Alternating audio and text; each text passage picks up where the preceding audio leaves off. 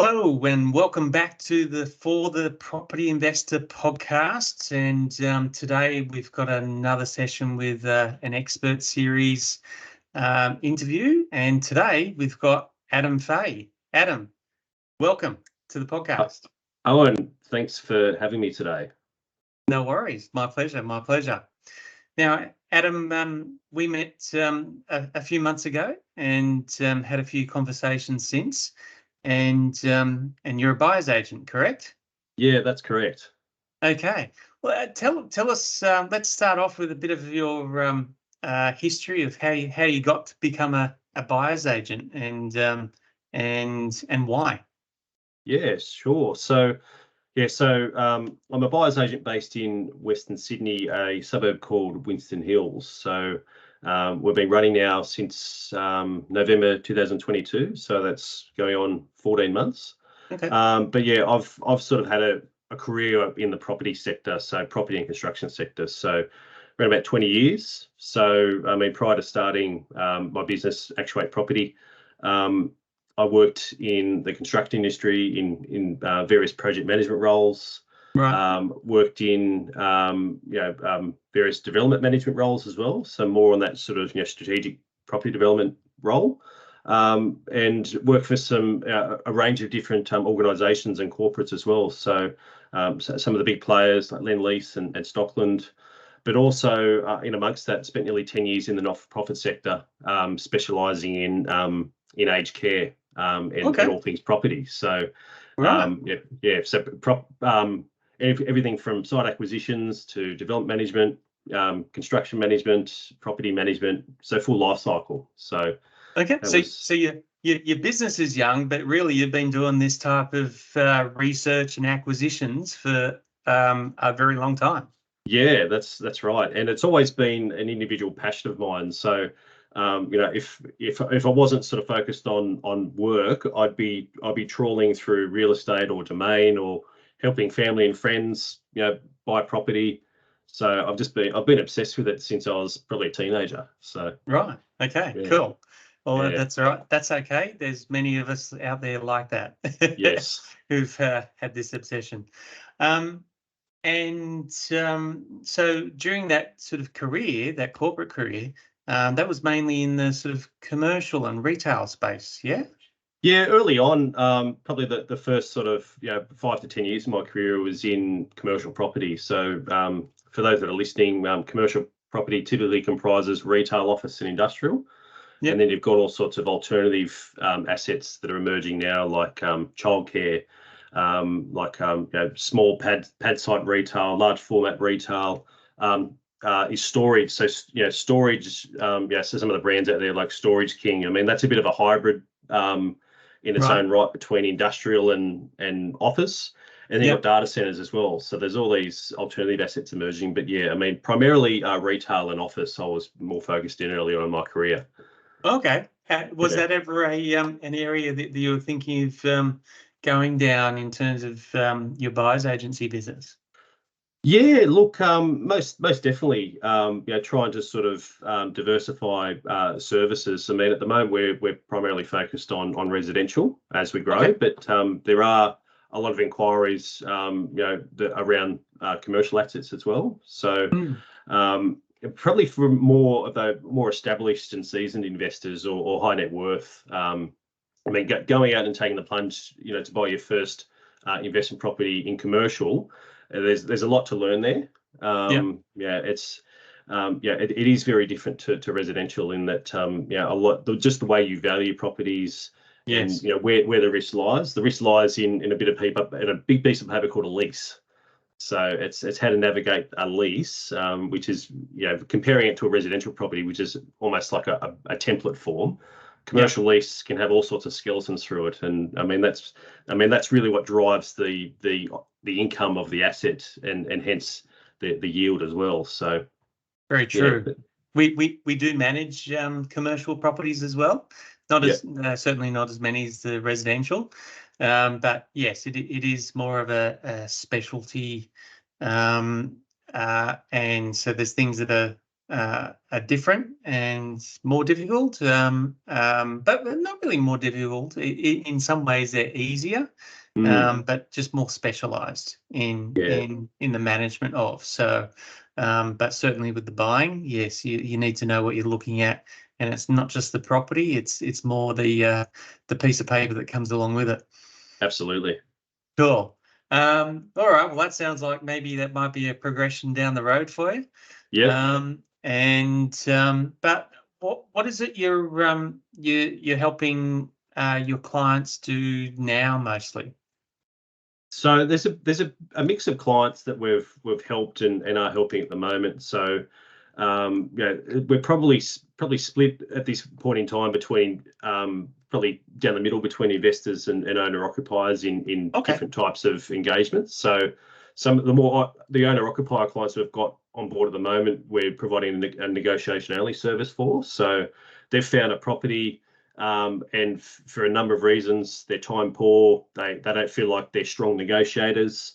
They're a bit sick of dealing with real estate agents as well. So they've engaged us to. Well, they don't like dealing with real estate agents. Oh, look, they do, but they know that. But whilst they're not strong negotiators, yeah. So we're sort of helping them with appraising and valuing properties and working through a negotiation strategy as well. So cool. All right. But then with our investors, so investors probably overwhelmingly we're helping markets that with these commonly called a rent investor. Okay. So so for those that don't know, rent vesting is a growing term and a growing practice of property investment in Australia across all ages, but very popular amongst millennials and Gen Z. So rent vesting is where you essentially rent in a place that suits your lifestyle. So I know there's a lot of rent investors in Sydney, for example, that like living in the eastern suburbs, lower North Shore, inner west. They can't afford to live where they can't afford to buy where they want to live. Absolutely. So and they might be working in the city, and affordability, they might be able to only afford a townhouse out in the greater western suburbs. So, but from a lifestyle perspective, all their friends are in town. They don't want to do the 2-hour commute there and back to the city. So they realise they're priced out of the city market, but they go, well, we've got plenty of runway ahead of us before we need to retire. We don't want to rely on the pension. So very strategic mindset. So they've got 40 years of investment in some cases. So they start early and start investing in growth markets around the country.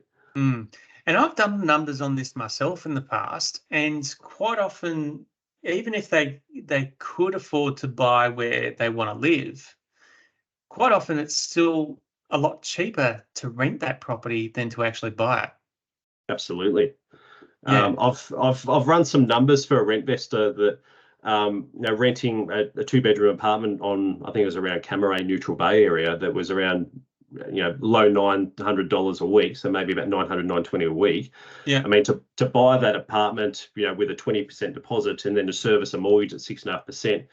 Look, I think just the interest costs alone were something like over $40,000 a year. So add principal on top, and that's you're getting up to nearly $4,500 a month. So and then add on top of that the rates, both council strata, repairs and maintenance. All of those add another 30-40% on top of your rent, and then as a renter, yes, there are downsides to it. Is that you're at risk of the landlord increasing the rent presumably annually. Most leases residentially are over 12 months. I mean, there's different intervals, but or the owner might choose to sell. That's no different to the RBA putting up interest rates, is it? That's right. Yeah, that's right. So, but there's unfortunately there's less likelihood of rents declining when cash rates go down. I mean, I don't have any figures or correlations of those relationships, but no one would have thought that a pandemic would come along and rents would have decreased 15 to 20% in some cases, because vacancy rates shot through the roof to 6, 7, 8% in some places. We had some cases in the inner city, like around Waterloo, Surrey Hills, where rents dropped 30%. Yeah. and where it would take 3 months to find a tenant, even with that 30% drop. So that was in sort of late 2020. Yep. But then 2 years later, the reverse happened, and then some more. With rents going back up. But it was a seesaw with out in the burbs. Everyone wanted to live in a nice house in the hills. And rents went up. That's right. So it's and then it's gone back the other way, where rents have stabilised out further. In the inner city, units have skyrocketed. It's interesting to see. So whereabouts are you buying for these people who are rent investors wanting to invest for their future and maybe accumulate a number of properties for retirement, etc. And their strategy is to rent where they want to live for the foreseeable future? And whereabouts are you buying for them, and what types of property? Yeah, so what we do with every client, I mean, we certainly don't cookie cutter an approach with a client. So every client of ours has its own bespoke brief to suit their short, medium, long-term objectives. But also to suit budget and lifestyle as well. So so we're buying for clients anywhere in that sort of $400K to up to $1 million mark. Because I mean, one client I had last year, they wanted something a bit more blue chip. They weren't interested in investing in a regional city around Australia, so they wanted a blue chip area. So we were looking at acquiring properties. And if they've got the budget, then that's great. So on the Gold Coast, probably about 6 months ago, was probably in a position to buy before the market sort of started to increase again, not only from capital growth, but from a rental perspective. I mean, 6 months ago, you could get gross yields on the Gold Coast for over 5%. So buying at $900K, and you could get nearly $900 a week rent. So, but then at the other end of the market, I mean, we like the data on Townsville at the moment. I mean, you've got to see beyond the gross yield though, because there are some environmental constraints up there with being flood prone and being prone to cyclones, as we saw about 3 weeks ago. So you've got to factor in an insurance premium, and it's generally anywhere from 50% to 100% higher than a low risk capital city area.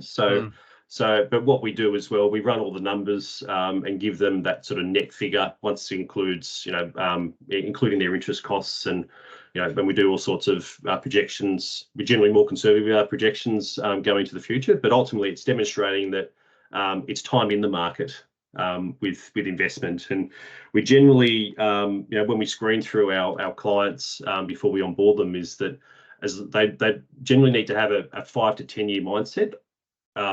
10 years and beyond is obviously ideal for property, because you've got to there's a large sort of entry cost with stamp duty and other fees at the front end, and then you've got disposal or exit costs at the other end with sales agents and the like. So if you're going to be in and out and don't have a strategy to add value through refurbishment or development, then it's a huge cost at either end to absorb if you're only in it for 2 years. So I mean, it's a very strategic asset class property. So and we generally like to educate a lot of younger rent investors, because a lot of them, a lot of their friends are doing it, but they don't quite understand themselves. So we do a lot of that education piece up front to make sure that they're suited to our business as well. So it's a bit of a two-way street. So and there's a lot of talk in the media, and both online and mainstream media, about the rental crisis and investors being blamed for pushing rents up all the time, and investors being blamed for buying all of these properties, and renters not being able to get into the property market themselves to buy for themselves to live in. It's you're working with clients specifically who are choosing to rent Yes. where they want to live. And even though in some cases they might be able to buy where they want to live, but financially it's a better choice for them to keep renting where they want to live, and buying for investment. Yes. How do you see that correlation in the market, and how do you answer some of these people who are blaming investors who aren't aware of the advantages of doing what you're teaching for rent investors? Yeah, look, it's a great question that I sort of have this. People confront me about this from time to time, but I mean, across Australia, I mean, there's across all residential property, which is worth trillions of dollars. It's around 70% held by owner occupiers, so in whatever form. So they own them outright. They've got a mortgage against them, and then there's around 30% is rental accommodation. Yep. Look, depending on what data you look at, whether it's from the ABS or other data, it's anywhere from 26 to 27% of the Australian sort of property market are private rent through private investors. The other 3 to 4% are public housing. So that's housing provided by government. So that could be through social housing or affordable housing. So without private investors, as soon as they start exiting the market, it just exacerbates the rental crisis, which is what we're seeing unfold in Victoria at the moment. Victoria's, there's all sorts of legislation that's been introduced on investors down there. So changing land tax thresholds. I think 1st of January next year, there's a 7.5% tax on short-term rentals as well.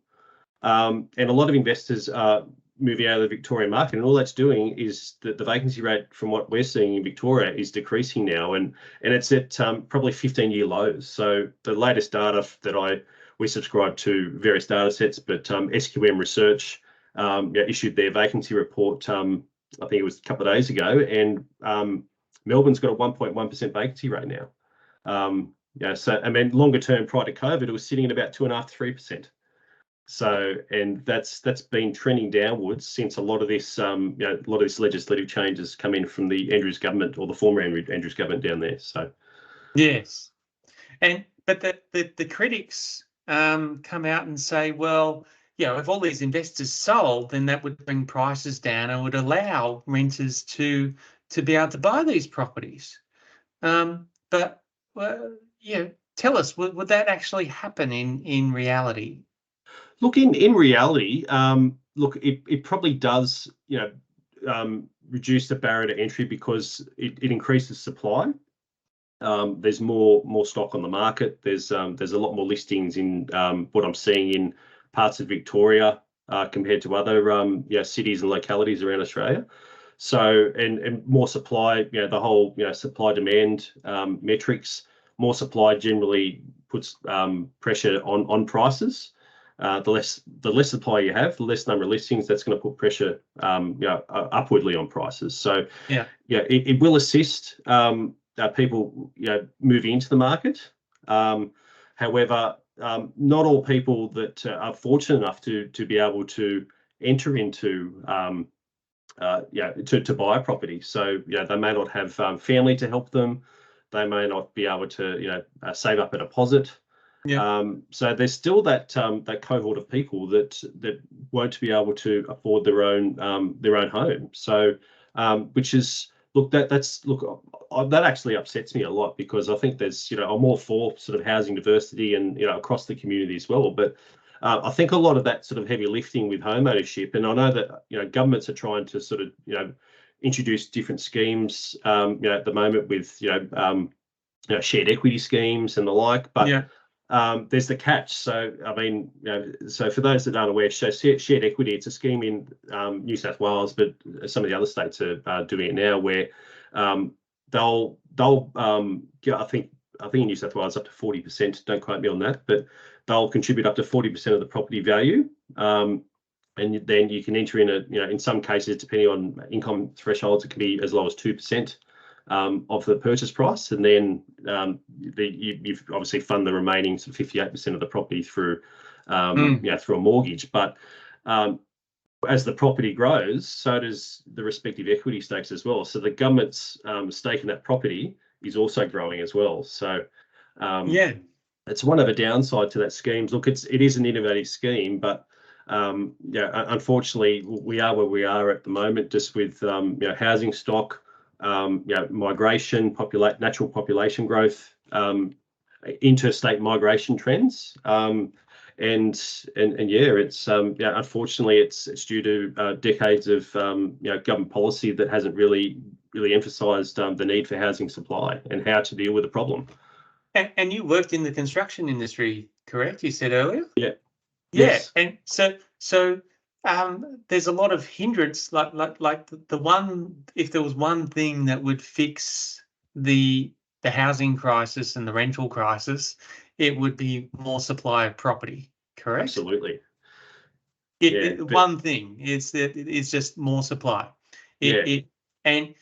But there are and there's a lot of band-aid fixes that are being sort of put out there and put into legislation, like you mentioned in Victoria, to try and fix this. But there's going to be consequences as a result, which you covered some of them that are already happening. What's it going to take for the construction industry to be able to get moving, to be able to build enough property for our population growth? It's a really interesting question, and I know that the federal government has got certainly large aspirations to build, I think, 1.2 million homes as part of their housing accord by 2032. But yeah, the construction industry, I mean, there's a lot of reforms going through the industry at the moment that are being led by the New South Wales Building Commissioner, which I think is for really good reason. That started with residential apartments. I mean, we all know about the unfortunate fate of Mascot Towers. There's various residential developments around Sydney and New South Wales that have all sorts of orders on them. But yeah, I mean, there's a quality issue in construction. There's also planning challenges as well, and what's unfolding at the moment. I know the New South Wales government is trying to change planning legislation to allow medium and higher densities closer to transport hubs and main commercial hubs. But then you've got the NIMBYs that are all up in arms about it, that don't want more density. But I mean, Sydney, for example, I mean, I live in Sydney, love Sydney, but it's a global city with over 5 million people, and being in a global city that is growing, there have to be some compromises there. So, but yeah, back onto the construction industry, it's probably it's probably comes back down and goes hand in hand with planning and government as well. So it's less red tape. It's an abundant supply of trades, which the workforce, we've experienced that with throughout COVID, is that various trades were out of workbooks going out for 2 years. And some now have been caught up in a supply crisis with materials as well, with costs escalating. So there's all sorts of liquidations. You hear them week in, week out at the moment, with builders going into voluntary administration, and we're not talking about home builders, we're talking about large commercial builders. Yeah. So I think from that perspective, it's making sure that there's adequate supply of materials, and there's a lot of innovative techniques around at the moment with modern methods of construction or prefab. So we've just got to do a little bit more and think a bit more laterally about how we provide more housing supply into the country. Yes, it seems like the social side effects of COVID is probably going to end up being worse than the disease itself. Yes. It's and its side effects. So, but we won't get into a debate on that. No, that's for another day. Adam, there's a lot of gold in there, and it's just like you've got some perspective there that not a lot of people do. So, valuable stuff there. So I thank you for that information. Where can people find you? Where do you hang out? Is it LinkedIn? Is that your place of choice, or other social networks as well? Yeah, look, at the moment, I'm probably I get a little bit obsessed with LinkedIn. So Okay. you'll if you're following me on LinkedIn or you're connected to me already and you're listening to this podcast, quite often you'll see me post about a particular sort of property industry item. It might be some hints and tips on auctions. It might be talking about do you buy a property with a large tree on it? What are the risks around that? Or it could be just talking about rent vesting because I'm really passionate about it. So Cool. I haven't really got in amongst the TikTok phase just yet, but it's on my That's list all of right. things to do. So No worries. Well, we'll certainly wherever you're listening or watching this, we'll always try and be tagging Adam here. So if you wanted to get in touch with him, you can do there. But thank you for joining us, Adam, and thank you for everyone watching and listening. And stay tuned for the next episode coming out soon. Thanks. my pleasure, Owen. Thanks, everyone.